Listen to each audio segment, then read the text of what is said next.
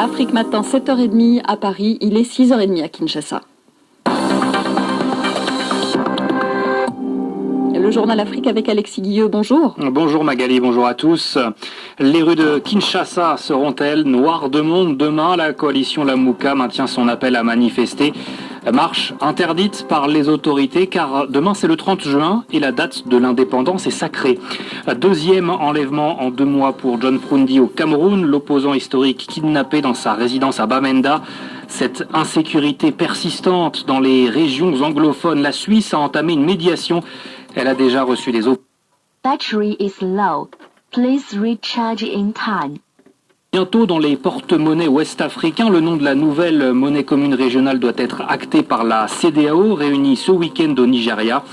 Des acteurs du monde de l'art qui doutent de la détermination de la France et du Bénin à faire avancer la restitution d'œuvres de Paris aux pays africains.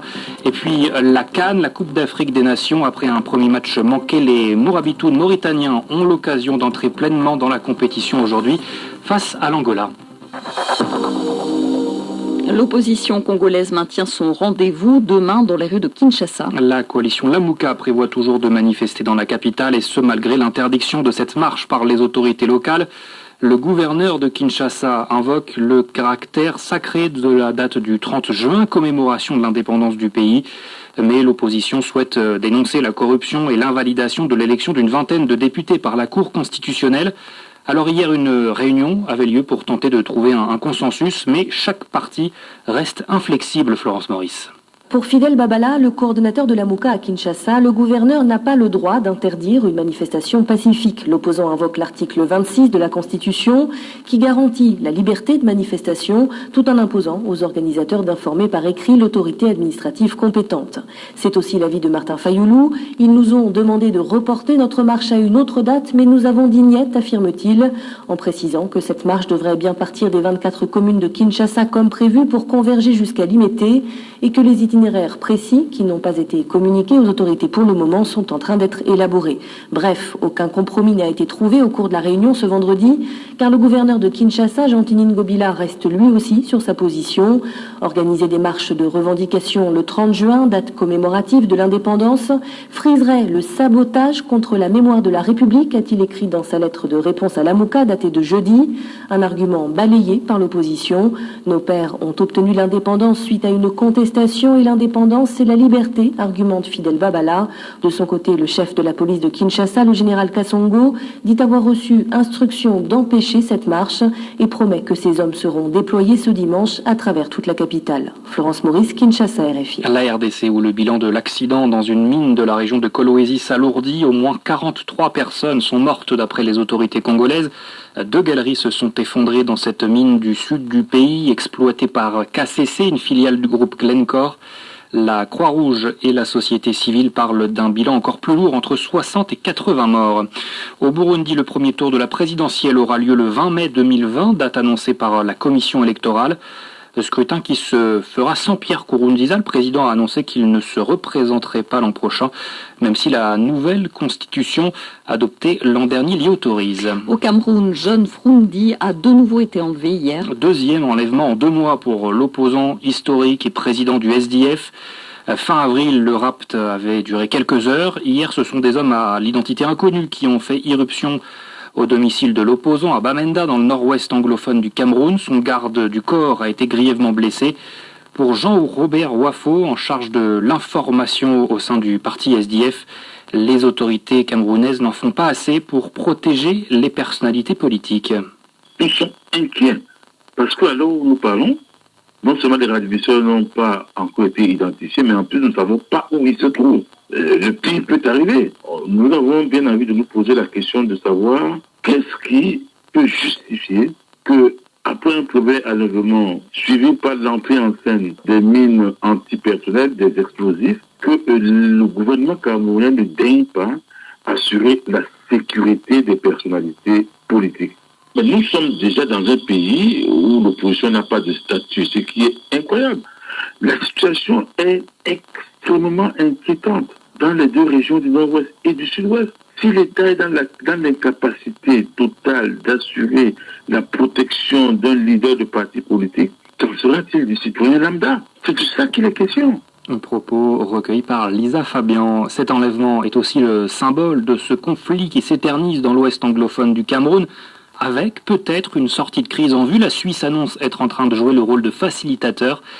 Il y a déjà eu 2 réunions préparatoires en Suisse avec des opposants, avec l'objectif d'arriver à une résolution juste et durable de ce conflit. Mais pour le moment, il n'est pas question de réunir à la même table les séparatistes et le gouvernement camerounais, Michel Arsenault.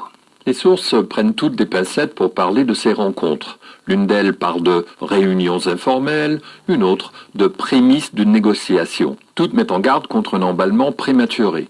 Il ne s'agit pas pour l'instant d'une rencontre entre séparatistes et responsables gouvernementaux, mais plutôt d'une occasion pour les indépendantistes d'accorder leur violon. Cette facilitation suisse débouchera, dans le meilleur des cas, sur un processus de longue haleine, d'abord parce que l'opposition séparatiste, très morcelée, est encore divisée sur l'opportunité d'y participer.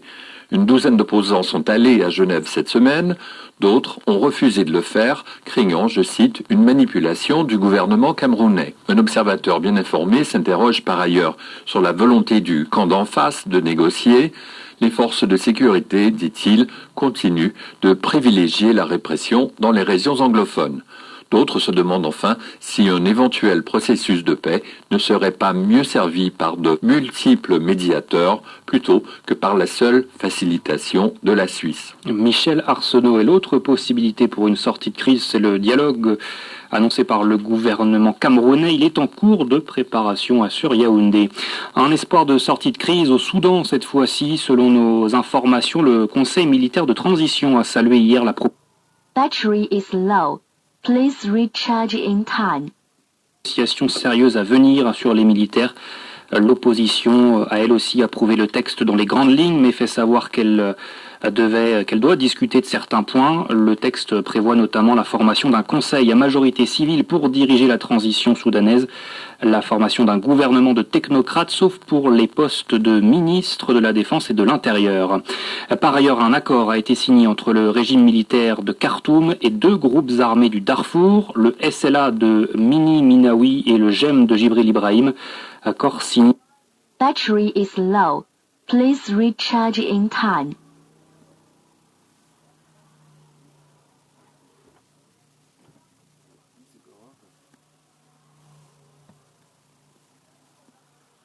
The Bluetooth device is connected successfully. The radio model. Monnaie au taux de change fixe doit entrer en vigueur l'an prochain, Olivier Roger.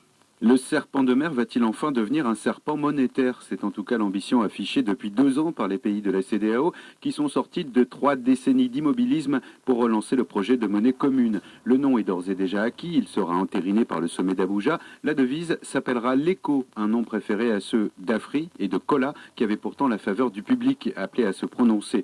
En revanche, le symbole et l'iconographie qui figureront sur les billets ne font pas encore consensus. Le taux de change de l'ECO sera flexible, la monnaie évoluera en fonction d'un panier de devises. Y aura-t-il ou non des marges de fluctuation? Pour l'instant, ce n'est pas envisagé.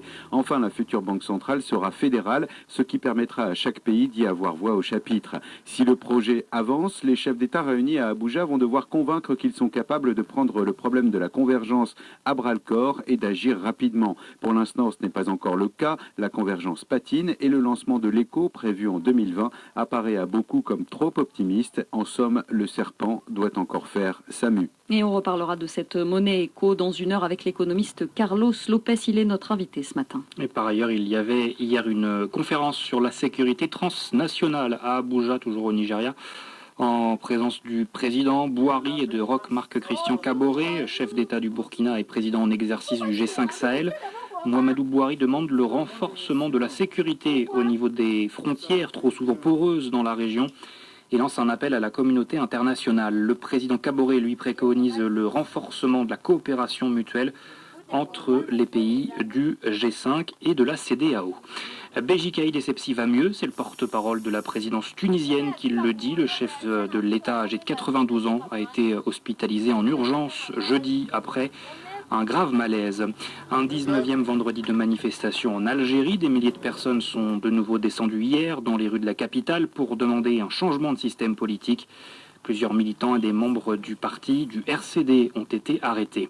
Et puis le Parlement nigérien a rejeté une motion de censure déposée contre le gouvernement. 35 députés de l'opposition avaient déposé cette motion pour dénoncer le nouveau code électoral. La France et le Bénin sont-ils vraiment déterminés à faire aboutir le projet de restitution d'œuvres d'art à l'Afrique? C'est la question que se posent plusieurs acteurs du domaine. Ce projet inédit a été lancé en novembre avec l'annonce du président Emmanuel Macron de la restitution sans tarder de 26 œuvres d'art au Bénin, l'occasion pour le pays de bénéficier pleinement de son patrimoine culturel. Alors 7 mois plus tard, où en est-on? Eh bien, aucun calendrier n'a été arrêté. D'où les doutes de Marie-Cécile Zinsou, historienne de l'art et présidente de la Fondation Zinsou. Elle réclame notamment que le Bénin soit moins flou sur le sujet. Aujourd'hui, la question est de savoir si le Bénin est suffisamment présent sur la question de la restitution et si le pays a vraiment décidé de récupérer les œuvres et de savoir si la France est toujours engagée sur cette question. C'est vrai que là, on peut se demander des deux côtés, côté béninois et côté français, si tout le monde a toujours envie de se lancer dans cette aventure. Mon inquiétude aujourd'hui, c'est est-ce que le Bénin est vraiment intéressé par les œuvres et est-ce qu'ils comprennent bien l'enjeu que c'est pour la population d'avoir accès à ces œuvres et est-ce que nos hommes politiques sont vraiment en train de se préoccuper de la question? Aujourd'hui, en tant que béninoise, c'est une question que je me pose et j'espère que le gouvernement va savoir répondre à cette question. Pour l'instant, on est vraiment dans une zone de flou, mais comme on le sait tous, dès que les politiques s'engagent dans quelque chose, les choses peuvent traîner longtemps et se décanter immédiatement dès qu'il y a un geste fort d'un pays ou de l'autre. Donc je ne perds pas espoir, j'espère pouvoir rester optimiste et j'attends que l'un de mes deux pays me donne des raisons d'espérer. Marie-Cécile Zinsou avec Pierre Firsion. Une mesure pour protéger les baleines en Afrique du Sud. Le pays suspend la pêche aux poulpes. 2 cétacés sont morts récemment emprisonnés dans les cordages qui retiennent les pieuvres. Dans la région du Cap, 6 baleines sont mortes en 4 ans. Pêche donc suspendue jusqu'à ce qu'une autre solution soit trouvée, explique le ministère sud-africain de l'Environnement. Et on termine par le football. Alexis, la Coupe d'Afrique des Nations, la Mauritanie va tenter de se rattraper. Les Mourabitounes participent cette année à leur première CAN. Ils ont été battus sèchement lors du premier match par le Mali, 4-1. Alors aujourd'hui, l'occasion est belle face à l'Angola. Une victoire peut-être pour garder un espoir de qualification, Éric Mamrut. Le baptême lundi a été douloureux, mais depuis la blessure a cicatrisé. Le défenseur Rassa Kamara. Il faut avouer que le soir ou le lendemain c'était un petit peu compliqué parce que voilà, c'est jamais évident de faire un match 4-1. Mais voilà, après on a beaucoup parlé entre les joueurs, avec le coach, le staff et ça va beaucoup mieux. L'inconnu de la première fois désormais dissipé, les Mourabitounes vont enfin pouvoir entrer de plein pied dans cette CAN. Avec pour les aider un air de déjà-vu, puisqu'ils retrouvent un de leurs adversaires des éliminatoires. Après avoir été corrigés en Angola, 4-1, tiens, les hommes de Corentin Martins avaient su prendre leur revanche 4 jours plus tard, 1-0 à Nouakchott. Un scénario que le sélectionneur mauritanien aimerait bien voir se répéter aujourd'hui. Vous vous doutez bien que j'ai fait déjà référence à ce match-là, qu'on avait préparé dans le même sens, mais c'est un autre match, là on joue sur un terrain neutre quelque part, alors que le match retour on jouait chez nous. Et ça va être un peu différent, mais en tout cas sur le plan mental, c'est comme ça qu'il faudra l'aborder. Même s'ils disent être en apprentissage en Égypte, les Mauritaniens n'en ont pas laissé pour autant leur ambition au vestiaire, à l'image du défenseur Salissar. Tout est possible, nous on est là pas seulement que pour apprendre, on est là aussi pour se qualifier surtout. Les 2 prochains matchs, on les jouera à fond et on va chercher à les gagner et voilà. En cas de succès tout à l'heure, la Mauritanie remonterait à la 2e place du classement, derrière le Mali et devant la Tunisie. Éric Mamrut, Suez, RFI. Éric Mamrut qui sera au commentaire de ce Mauritanie-Angola avec Cédric de Oliveira. Coup d'envoi à Suez à 14h30 TU Magali. Merci Alexis Guilleux et tout de suite on parle justement football et CAN. C'est le journal de la CAN. Le journal de la CAN Total Égypte 2019 vous est proposé par Bank of Africa. Bank of Africa, la force d'un groupe, la proximité d'un partenaire.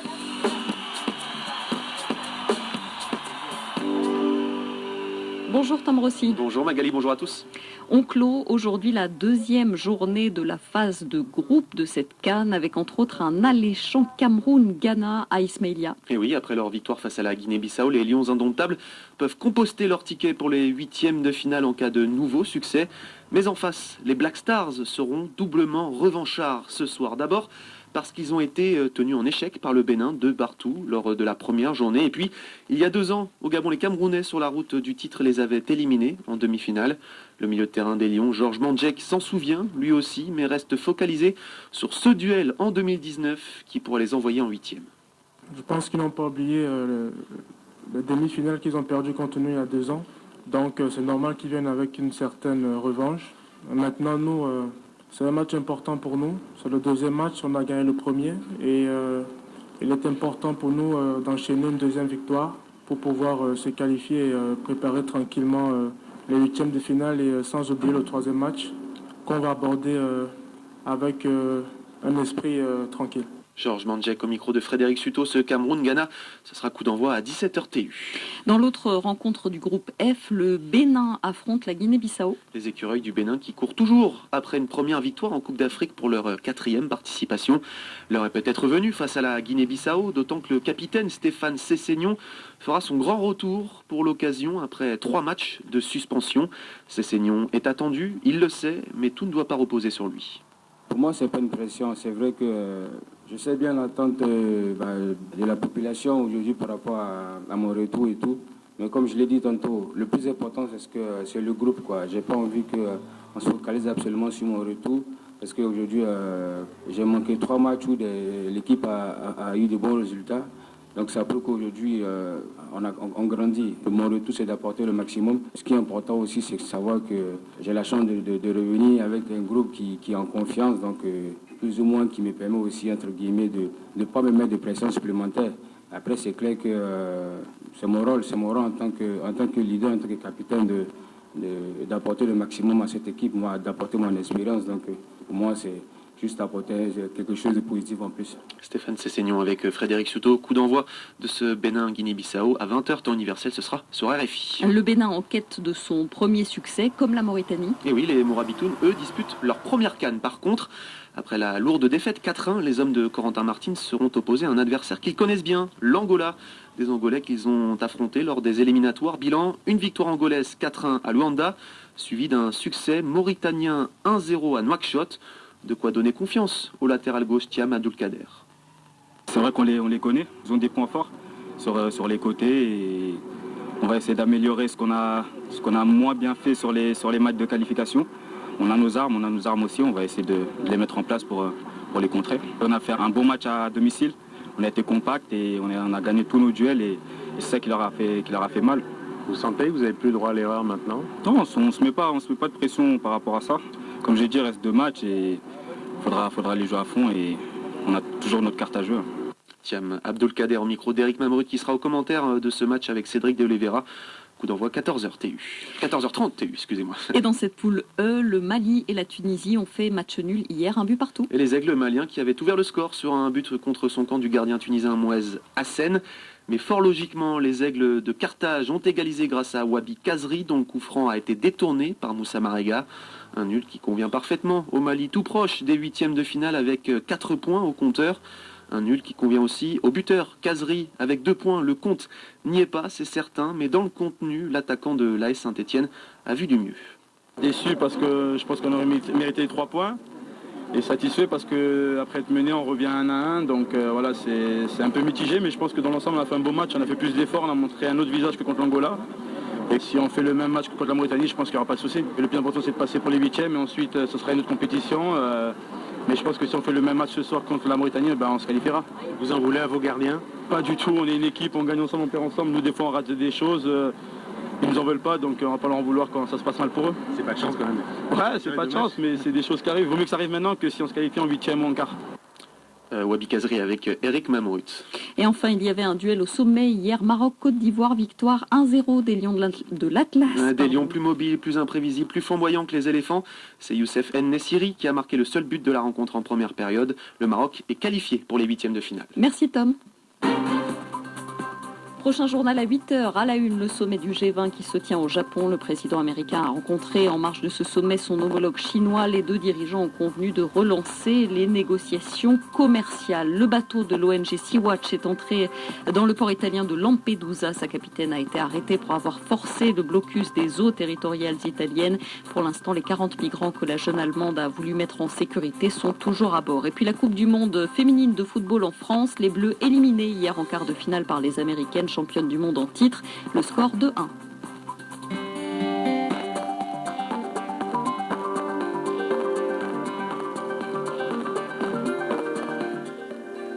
Bonjour Jean-Baptiste Placat. Bonjour Magali Lagrange. À la Cannes, la fête continentale du football en Égypte, c'est pratiquement la moitié des pays du continent qui est représentée depuis le 21 juin et pour un mois. D'où cette impression que l'Afrique tout entière est en fête. Cependant, qualifier, Jean-Baptiste, comme vous le faites, ce simple événement sportif comme étant un des rares moments de consensus national dans la plupart des États, ne revient-il pas à prêter au football plus de vertu qu'il n'en a ou en tout cas ne devrait en avoir? Bien au contraire, la CAN a davantage encore de vertus que celles qu'on lui prête. Interrogez un Africain de n'importe quelle nationalité et il vous répondra que quelle que soit l'hostilité qu'il peut nourrir vis-à-vis des dirigeants en place dans son pays, jamais il ne pourrait désirer autre chose que la victoire pour son équipe nationale. Jamais vous ne verrez un footballeur d'un groupe ethnique refuser de jouer avec un coéquipier d'un groupe que l'on présumerait hostile.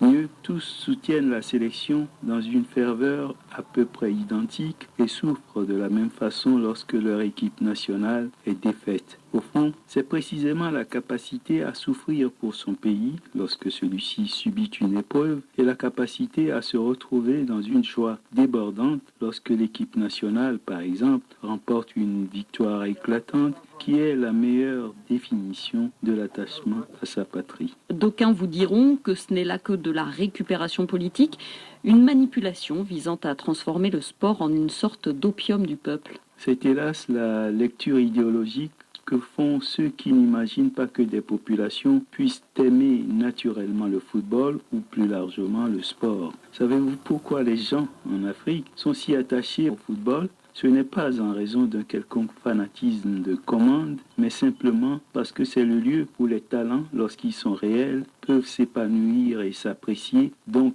être jugés directement par le public lui-même. Dans les concours, les résultats peuvent être manipulés et les meilleurs peuvent être injustement recalés sans que l'opinion puisse apprécier les fondements de leur élimination. Dans une élection, une commission électorale indélicate peut proclamer vainqueur un candidat qui n'est pas celui choisi par le peuple dans les urnes. Dans l'entreprise, un élément de valeur peut végéter longtemps parce qu'il est écrasé par un supérieur hiérarchique veule ou parce qu'il est maintenu sous l'éteignoir d'un malicieux plafond de verre. Un bon écrivain peut ne jamais être édité. Même un très bon musicien peut ne jamais voir son talent parvenir jusqu'à l'oreille du public. Bref, le sport est un des rares domaines dans lesquels les Africains savent que leur talent ou celui de leurs enfants peut être apprécié et reconnu sans devoir se soumettre au pouvoir discrétionnaire d'un politique, d'un chef d'entreprise ou d'un sous-chef complexé qui ne rêverait que d'écraser les autres. C'est là et pas ailleurs qu'il faut chercher l'explication à l'engouement des Africains pour un événement comme la CAN.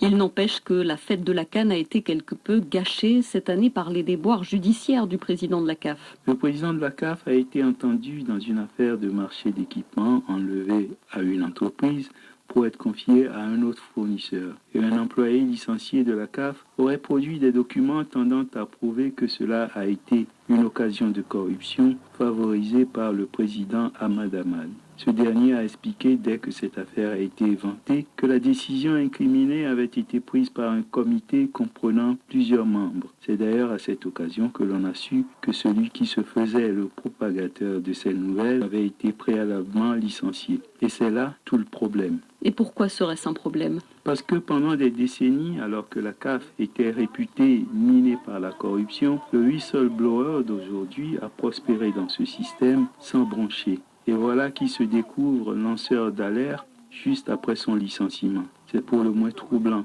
On croyait savoir au contraire que cette direction nouvelle aurait engagé des réformes visant à réduire le discrédit pesant sur une institution passablement discréditée. Si même elle avait été viscéralement corrompue, la nouvelle direction de la CAF n'a pas eu le temps de le montrer. Comment faire croire à l'opinion qu'une audition, dont est du reste sorti libre le président de la CAF, serait le signal d'un pourrissement sans nom? À la FIFA, à l'UEFA, à la Confédération sud-américaine de football, comme à la CAF, les scandales de corruption étaient jusqu'à il y a peu la règle. Il faut juste éviter de tomber dans le piège qui consisterait à laisser penser que c'est aujourd'hui que la CAF basculerait dans la corruption alors qu'elle tenterait plutôt d'en sortir. L'enjeu pour cette institution qui procure tant de bonheur aux peuples africains est qu'elle sache devenir meilleure et ne pas juste se contenter de donner l'impression d'être meilleure. Merci Jean-Baptiste Placas.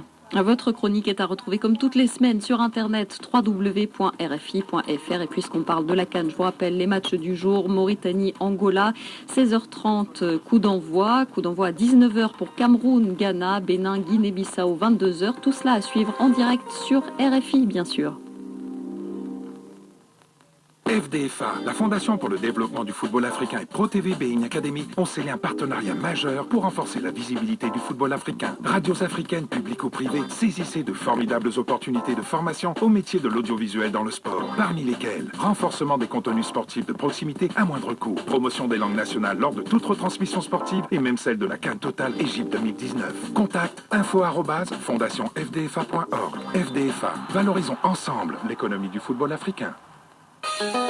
Bonjour, c'est Maman. Mon ami, tu connais les zinzins de l'art? Roncia, Moussa Petit Sergent, Bassek Fils Miséricorde. Tu vois comment ils sont devenus des stars de l'humour aujourd'hui en Afrique? Mais c'est parce qu'ils ont gagné le prix RFI Talent du Rire, le prix qui révèle les grands de l'humour aujourd'hui. Pour faire comme eux, mais c'est facile. Tu t'inscris sur le site abidjancapitaledurire.com avant le 15 septembre 2019 et je t'assure que toi aussi, tu seras une star dans tout le Gondwana, même à New York.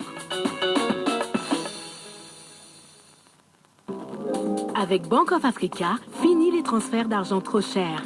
BOA Express, le service de transfert d'argent de Bank of Africa, est sans doute le moins cher du marché. Avec BOA Express de Bank of Africa, envoyer de l'argent n'a jamais été aussi facile. Vous pensez transfert d'argent rapide et sécurisé? Pensez BOA Express. Rendez-vous dans nos agences.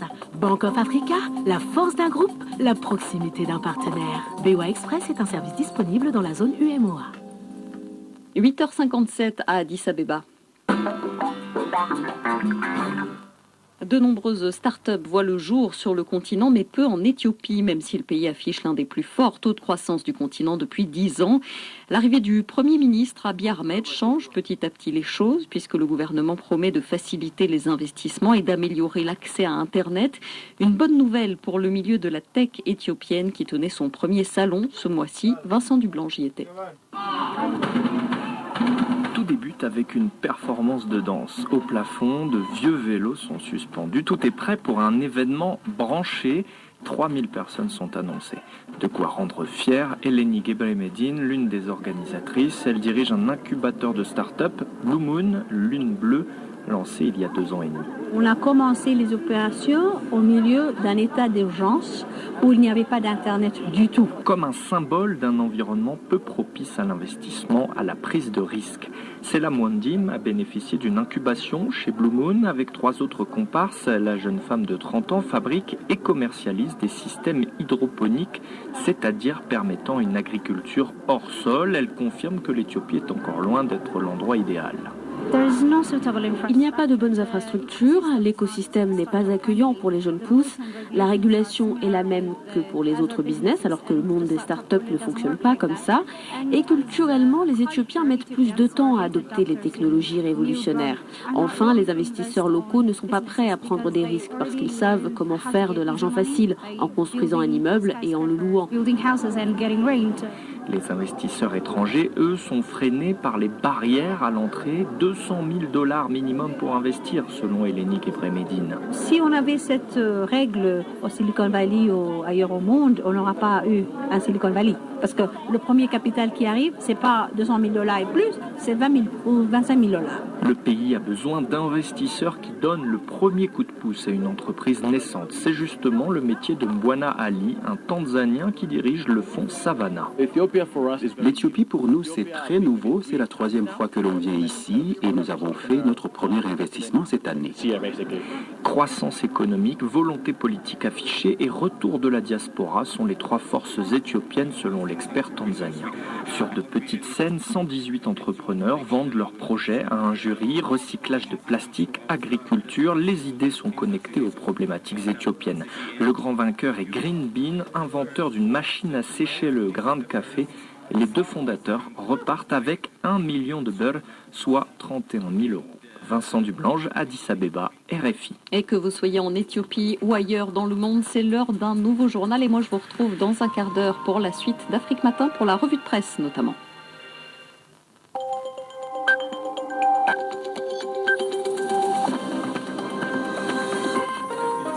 Merci d'écouter RFI, il est 8h à Paris, 6h en temps universel. Catherine Poté. Bonjour à toutes et à tous. Au sommaire de ce journal, la rencontre Donald Trump-Xi Jinping en marche du sommet du G20 à Osaka au Japon. Le président américain et son homologue chinois ont décidé de déclarer une trêve dans leur affrontement économique et commercial. Nous appellerons notre envoyé spécial Mounia Daoudi. Au sommaire également, le Rwanda. Il y a 25 ans étaient commis les massacres de Bisesero, des collines de Bisesero, où s'étaient réfugiés des milliers de Tutsis. Des rescapés accusent l'armée française qui, selon eux, savait mais n'est pas intervenue. Au Venezuela, le fils du président Nicolas Maduro, sanctionné par les États-Unis, celui qui est surnommé le Petit Nicolas, est notamment suspecté de participer à la censure des télécommunications. En France, la Cour de cassation ouvre la voie à l'arrêt des traitements de Vincent Lambert, cet homme tétraplégique qui vit en état végétatif depuis 10 ans, mais ses parents sont opposés à cette décision. Enfin, la page des sports avec notamment le football et l'élimination de l'équipe de France féminine en quart de finale de la Coupe du Monde. Les Bleus, surclassés par les Américaines, ont été battus 2-1. Mais nous allons tout d'abord à Osaka, au Japon, où se déroule le sommet du G20 et où l'on attend la déclaration finale. Mais c'est en marge de ce sommet que vient d'avoir lieu l'événement le plus attendu, la rencontre entre Donald Trump et son homologue chinois Xi Jinping. Mounia Daoudi, vous êtes notre envoyé spécial à Osaka. Cette rencontre a, semble-t-il, donné des résultats. Oui, effectivement, le président américain a décrit comme excellent l'entretien qu'il a eu sur le commerce avec son homologue chinois Xi Jinping, et ce alors que les négociations commerciales entre les États-Unis et la Chine sont dans l'impasse depuis début mai. Et signe que les choses vont effectivement un peu mieux entre les 2 premières puissances économiques de la planète, Washington a décidé de ne pas imposer de droits de douane supplémentaires sur les importations de produits chinois. Donald Trump avait menacé de taxer 300 milliards de dollars de biens de plus, soit en réalité la totalité des produits exportés vers les États-Unis. Nous sommes de nouveau sur la bonne voie, c'est donc féliciter le président américain, indiquant que les négociations sino-américaines allaient reprendre très bientôt. C'est un peu le scénario de Buenos Aires qui se répète. Les 2 rivaux avaient en décembre dernier, à l'issue d'un dîner de travail très médiatisé dans la capitale argentine, suspendu les hostilités pour quelques mois avant qu'elles ne reprennent de plus belle. Mais cette nouvelle trêve et surtout l'optimisme affiché par le président Trump ne signifie pas qu'un accord commercial est d'ores et déjà acquis, loin de là. Merci Mounia. Mounia Daoudi, notre envoyé spécial à Osaka. J'ajoute qu'au sommet du G20, un accord sur le climat a été conclu, mais à 19, sans les États-Unis qui ne sont pas partie prenante comme lors des 2 précédents sommets du G20. Ce triste anniversaire au Rwanda, cela fait 25 ans jour pour jour qu'ont été commis les massacres de Bisesero, du nom d'une chaîne de collines située à l'ouest du pays, où s'étaient réfugiés des milliers de Tutsis et où nombre d'entre eux furent massacrés. Or, plusieurs rescapés pointent du doigt les militaires français qui, selon eux, avaient pleine conscience de la situation et pour autant ne sont pas intervenus. Mais récemment, les juges français ont jugé irrecevable une demande de partie civile qui réclamait la réouverture de l'instruction d'une plainte visant la chaîne de commandement militaire et politique de l'opération turquoise. Mouradouki a recueilli le témoignage de 2 rescapés. Bernard Kayumba se souvient des 3 jours de massacre dans les collines rwandaises de Bisesero. De ces journées d'enfer du 27 au 29 juin 1994, il retient un sentiment d'abandon, celui de l'armée française. On a vu avec nos propres yeux combien les militaires français étaient vraiment complices au génocide. Ils nous ont trouvés là, complètement foutus, morts. Et autour de nous, il y avait des criminels, il y avait des tueurs, il y avait ces génocidaires là. Ils nous ont laissés là. Sur les collines de Bisesero en disant nous allons partir et puis on va revenir dans 3 jours. Une version des faits qui n'a pas convaincu le juge. Les parties civiles avaient déposé plainte pour complicité de génocide et crimes contre l'humanité. Ce jeudi, elles se sont vues refuser leur recours. Elles demandaient la réouverture d'une instruction à l'égard du commandement militaire et politique de l'armée française. Une décision qu'Éric Nzabimana, victime lui aussi des massacres, condamne fermement. C'est une décision inhumaine, alors que dans d'autres pays, il y a eu des procès, il y a eu des condamnations, il y a eu des extraditions des génocidaires au Rwanda qui sont jugés au pays. Et la France ne fait presque rien. Emmanuel Macron a ordonné la création d'une commission de chercheurs. Elle sera chargée de remettre un rapport sur le rôle et l'engagement de la France au Rwanda. Mais pour les rescapés, seule la justice sera capable de condamner l'impunité des responsables. Nouradouki sur RFI. Un accord historique entre l'Union européenne et le Mercosur qui rassemble le Brésil, l'Argentine, l'Uruguay et le Paraguay. Accord annoncé à Bruxelles sur un vaste traité de libre-échange touchant près de 770 millions de consommateurs. Mais un accord qui ne fait pas que des heureux. Les agriculteurs européens craignent une concurrence qu'ils jugent déloyale.